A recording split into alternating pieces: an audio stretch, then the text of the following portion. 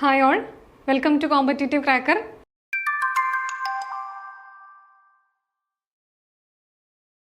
HSA Malayalam part time പരീക്ഷയ്ക്ക് വളരെ ചുരുങ്ങിയ ദിവസങ്ങളാണ് ഇനി നമ്മുടെ മുന്നിലുള്ളത്. ഇനി നമ്മുടെ മുന്നിലുള്ള 20 ദിവസങ്ങളിലേക്കായി കോമ്പറ്റീറ്റീവ് ക്രാക്കർ നിങ്ങളോടൊപ്പമുണ്ട്. പുതിയ ബൂസ്റ്റർ ബാച്ചുമായി കോമ്പറ്റീറ്റീവ് ക്രാക്കർ നിങ്ങളുടെ മുന്നിലേക്ക് എത്തുകയാണ്.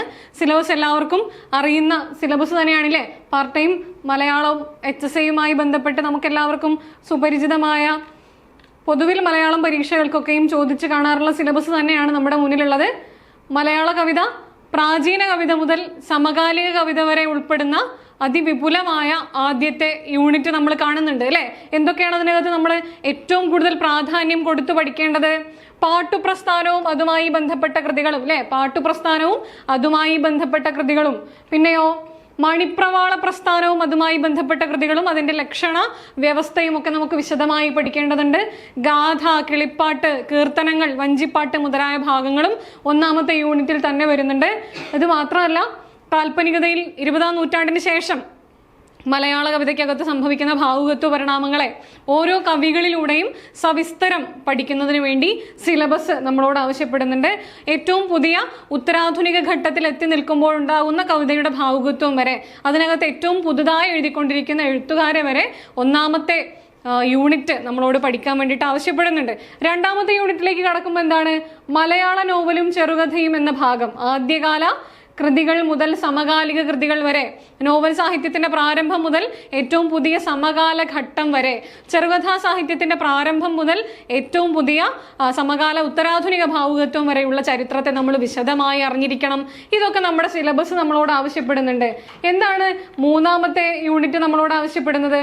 അത് ഗദ്യ സാഹിത്യവുമായി ബന്ധപ്പെട്ടാണ്. ഗദ്യസാഹിത്യത്തിൽ തീർച്ചയായും ചെറുകഥയും നോവലൊക്കെ ഉൾപ്പെടും.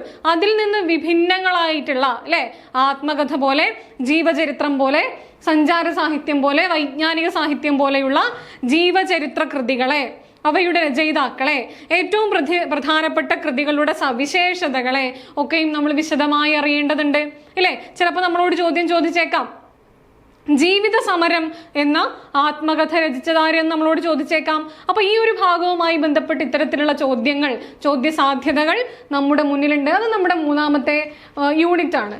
നാലാമത്തെ യൂണിറ്റിലേക്ക് വരുമ്പോൾ അത് നിരൂപണവുമായി ബന്ധപ്പെട്ട യൂണിറ്റ് ആണ് അല്ലെ? മലയാള സാഹിത്യ വിമർശനവും പാശ്ചാത്യ പൗരസ്ത്യ സാഹിത്യ സിദ്ധാന്തങ്ങളും എന്ന ഭാഗം അല്ലെ? മലയാള നിരൂപണത്തെ പരിചയപ്പെടണം. അതിന്റെ പ്രാരംഭഘട്ടം മുതൽ VC ശ്രീജനിലും സുനിൽ പി ഇളയിടത്തിലും PK രാജശേഖരിലും ഒക്കെ എത്തി നിൽക്കുന്ന ഏറ്റവും പുതിയ ഘട്ടം വരെയുള്ള മലയാള സാഹിത്യ നിരൂപണത്തെ നമ്മൾ പഠിക്കണം. പിന്നെ പാശ്ചാത്യ നിരൂപണം അല്ലെ? പ്ലേറ്റോയിലും അരിസ്റ്റോട്ടിലും ഒക്കെ ആരംഭിക്കുന്ന പാശ്ചാത്യ നിരൂപണത്തെ നമ്മൾ മനസ്സിലാക്കിയിരിക്കണം. പിന്നെ പൗരസ്ത്യ സാഹിത്യ മീമാംസയെ അല്ലെങ്കിൽ പൗരസ്ത്യ കാവ്യ മീമാംസയെ നമ്മൾ വളരെ സൂക്ഷ്മമായി മനസ്സിലാക്കിയിരിക്കണം. അതാണ് നമ്മുടെ നാലാമത്തെ യൂണിറ്റ് നമ്മളോട് പറയുന്നത്. അഞ്ചാമത്തെ യൂണിറ്റ് ഭാഷാശാസ്ത്രം, ഭാഷാചരിത്രം, വ്യാകരണം എന്നീ ഭാഗങ്ങൾ കൈകാര്യം ചെയ്യുന്ന യൂണിറ്റ് ആണ് അഞ്ചാമത്തെ യൂണിറ്റ്. നമുക്ക് എല്ലാവർക്കും അറിയാം അല്ലെ? ഭാഷാശാസ്ത്രവുമായി ബന്ധപ്പെട്ടും വ്യാകരണവുമായി ബന്ധപ്പെട്ടുമുള്ള മുഴുവൻ കാര്യങ്ങളും അതിനോടൊപ്പം ഭാഷാചരിത്രവുമായി ബന്ധപ്പെട്ട ഘട്ടവിഭജനം ഉൾപ്പെടെയുള്ള അതിപ്രധാനമായ സംഗതികൾ ഈ യൂണിറ്റുമായി ബന്ധപ്പെട്ട് നമ്മൾ സവിസ്തരം മനസ്സിലാക്കിയിരിക്കേണ്ടതുണ്ട്. ആറാമത്തെ യൂണിറ്റ് മാധ്യമ പഠനവുമായി ബന്ധപ്പെട്ട യൂണിറ്റ് ആണ് അല്ലെ? അച്ചടി, വാമൊഴിയിലൂടെ ആരംഭിക്കുന്ന ഭാഷയുടെ ചരിത്രം വരമൊഴിയിലൂടെ കടന്ന് അച്ചടിയിലൂടെ കടന്ന് ഏറ്റവും പുതിയ നവസാമൂഹ്യ മാധ്യമ കാലഘട്ടത്തിൽ എത്തി നിൽക്കുകയാണ് അല്ലെ? ഈ വായന എന്ന നിലയ്ക്ക് ഭാഷ വിപുലപ്പെട്ടു കഴിഞ്ഞു, ഭാഷയുടെ സങ്കേതങ്ങൾ വിപുലപ്പെട്ടു കഴിഞ്ഞു. ആ ഘട്ടത്തെ ചരിത്രപരമായി മനസ്സിലാക്കാൻ നമ്മുടെ സിലബസ് നമ്മളോട് ആവശ്യപ്പെടുന്നുണ്ട് അല്ലെ? അതാണ് ഈ യൂണിറ്റ് കൊണ്ട് പ്രധാനമായും ഉദ്ദേശിക്കുന്നത്. മാധ്യമ പഠനം എന്ന യൂണിറ്റ് കൊണ്ട് ഉദ്ദേശിക്കുന്നു ടെലിവിഷൻ ഉൾപ്പെടെ, റേഡിയോ ഉൾപ്പെടെയുള്ള മാധ്യമങ്ങളെ നമ്മൾ വിശദമായി മനസ്സിലാക്കിയിരിക്കേണ്ടതുണ്ട്. അവയുടെ ചരിത്രത്തെ മനസ്സിലാക്കിയിരിക്കേണ്ടതുണ്ട്.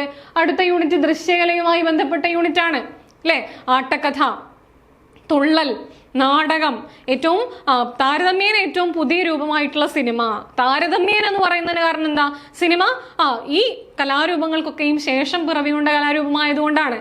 സിനിമയുമായി ബന്ധപ്പെട്ട് തന്നെ തിരക്കഥ, തിരക്കഥാകൃത്തുക്കൾ, ചലച്ചിത്ര ഗാനങ്ങൾ, അങ്ങനെ വിവിധങ്ങളായിട്ടുള്ള അടരുകളെ മുൻനിർത്തി നമ്മളോട് ചോദ്യം ചോദിക്കാൻ സാധ്യതയുണ്ട്. ആട്ടക്കഥയുടെ മണ്ഡലത്തിലേക്ക് വരുമ്പോഴോ ആട്ടക്കഥയിലെ പദങ്ങൾ, പ്രസിദ്ധങ്ങളായിട്ടുള്ള ആട്ടക്കഥകൾ ഉണ്ടല്ലോ. ഇപ്പോൾ കോട്ടയം കൃതികൾ പോലെ, ഇരയിമ്മൻ തമ്പിയുടെ കൃതികൾ പോലെ, നളചരിതം പോലെയുള്ള പ്രസിദ്ധങ്ങളായിട്ടുള്ള കൃതികളിൽ നിന്ന് വരികൾ തന്നതിന് ശേഷം എഴുതിയതാര് എന്ന മട്ടിൽ നമ്മളോട് സാധാരണഗതിയിൽ ചോദ്യങ്ങൾ ചോദിക്കാറുണ്ട്. അങ്ങനെ ആ ഭാഗവും വളരെ പ്രധാനപ്പെട്ട ഭാഗമാണ്. തുള്ളൽ, അതുപോലെ നാടകത്തിന്റെ സാഹിത്യ ചരിത്രത്തെ നമ്മൾ സമഗ്രമായി മനസ്സിലാക്കിയിരിക്കേണ്ടതുണ്ട്. ഏറ്റവും പുതിയ കാലത്ത് അല്ലെ, കുമാരു എന്ന നാടകം, ജിഷാഭിനയുടെ നാടകം, എമിൽ മാധവിയുടെ നാടകം തുടങ്ങി ഏറ്റവും പുതിയ കാലത്തെ നാടക രചയിതാക്കളെ കൂടി നമ്മൾ മനസ്സിലാക്കിയിരിക്കേണ്ടതുണ്ട്. നാടകം ആൾമാറാട്ടത്തിൽ ആരംഭിക്കുന്ന 1866 ആൾമാറാട്ടത്തിൽ ആരംഭിക്കുന്ന മലയാള നാടകത്തിന്റെ ചരിത്രത്തെ, ഏറ്റവും പുതിയ കാലഘട്ടം വരെയുള്ള ചരിത്രത്തെ നമ്മൾ മനസ്സിലാക്കേണ്ടതായിട്ടുണ്ട്. അടുത്ത യൂണിറ്റിലേക്ക് പോകുമ്പോൾ സംസ്കാര പഠനം, കേരള സംസ്കാരവും നാടോടി വിജ്ഞാനീയവും എന്ന ഭാഗം, കേരളത്തിന്റെ രൂപീകരണ ചരിത്രത്തെ, കേരളത്തിന്റെ സാംസ്കാരിക ചരിത്രത്തെ, അതിന്റെ രാഷ്ട്രീയ ചരിത്രത്തെ കൃത്യമായി മനസ്സിലാക്കുക എന്ന ലക്ഷ്യം ഈ യൂണിറ്റ് നമ്മുടെ മുന്നിലേക്ക് വെക്കുന്നുണ്ട്. അതിനോടൊപ്പം തന്നെ ഫോക്ലോറും ചേർത്ത് വെച്ചിട്ടുണ്ട്. ജനജീവിത പഠനമായിട്ടുള്ള ഫോക്ലോറും നമ്മുടെ യൂണിറ്റിന്റെ ഭാഗമായി കടന്നു വരുന്നുണ്ട്. ഇങ്ങനെ 8 യൂണിറ്റുകളായാണ് നമ്മുടെ സിലബസ്, നമ്മുടെ പഠനത്തെ വിഭാവനം ചെയ്തിരിക്കുന്നത്. അപ്പോൾ വളരെ കുറച്ച് ദിവസങ്ങൾ മാത്രമാണ് ഇനി നമ്മുടെ മുന്നിലുള്ളത് അല്ലെ. ആകെ 20ഓളം ദിവസങ്ങൾ മാത്രമാണ് നമ്മുടെ മുന്നിലുള്ളത്. ആ 20 ദിവസങ്ങൾ നമുക്ക് ഒരുമിച്ച് പഠിക്കാം. അപ്പോൾ നമ്മുടെ വിപുലമായ ഈ സിലബസ് മുഴുവൻ കവർ ചെയ്യുന്ന 20 ദിവസത്തെ ബൂസ്റ്റർ ബാച്ച് നിങ്ങൾക്കായി തയ്യാറായിട്ടുണ്ട്. അതിവിപുലമായ ഒരു കോഴ്സായിട്ടാണ് CC ഇതിനെ സ്ട്രക്ചർ ചെയ്തിട്ടുള്ളത്. കൃത്യമായ മെന്റർഷിപ്പോടെ, ലൈവ് ക്ലാസ്സുകളോടെ, റെക്കോർഡഡ് ക്ലാസ്സുകളോടെ, ക്വസ്റ്റ്യൻ ക്ലിയറിംഗ് സെഷനുകൾ ഉൾപ്പെടെ നിങ്ങൾക്ക് നൽകിക്കൊണ്ടുള്ള വിപുലമായിട്ടുള്ള ഒരു ക്ലാസ് ആയിട്ടാണ് ഈ ബൂസ്റ്റർ ബാച്ചിനെ CC വിഭാവനം ചെയ്തിട്ടുള്ളത്. അപ്പോൾ എല്ലാവരെയും CCയുടെ ഭാഗമായി ഈ കോഴ്സിലേക്ക് ജോയിൻ ചെയ്യാൻ വേണ്ടിയിട്ട് ആദ്യം ക്ഷണിക്കുകയാണ്.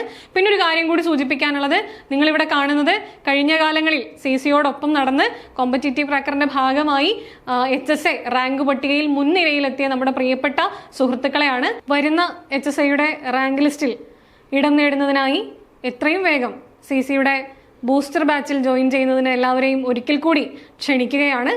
കൂടുതൽ വിവരങ്ങൾക്ക് സ്ക്രീനിൽ കാണുന്ന നമ്പറിൽ നിങ്ങൾക്ക് ബന്ധപ്പെടാം. ആദ്യമായിട്ടാണ് ഈ ചാനൽ കാണുന്നത്, ഈ വീഡിയോ ആദ്യമായിട്ടാണ് ഈ ചാനലിലെ വീഡിയോകൾ കാണുന്നത് എന്നുണ്ടെങ്കിൽ സബ്സ്ക്രൈബ് ചെയ്യാൻ മറക്കണ്ട. കൂടുതൽ വിവരങ്ങളുമായി മറ്റൊരു വീഡിയോയിൽ നമുക്ക് പിന്നെയും കാണാം. അതുവരെ എല്ലാവർക്കും താങ്ക് യു.